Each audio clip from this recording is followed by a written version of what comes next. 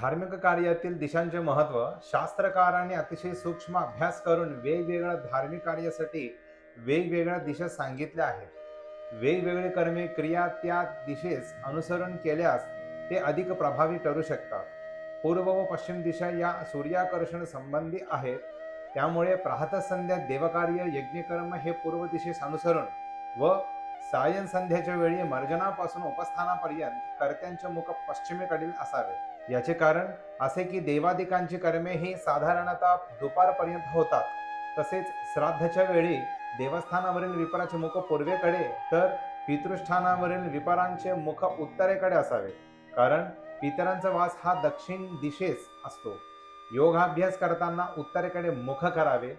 दीक्षा ग्रहण वेळी गुरुचे उत्तरेकडे व साधकाचे पूर्वेकडे मुख असावे. अक्षता सोहळ्यावेळी वर पश्चिमेकडे व वधू पूर्वेकडे मुख करते. विवाह समयी वराचे पूर्वेकडील स्थान सर्वांगीण उन्नती व वधूचे स्थान तिच्या अंगी असलेली सर्वसंपन्न स्त्रीत्व सूचित करते. यामुळे धार्मिक कार्य करताना दिशांचे नियम आवश्यक ठरतात.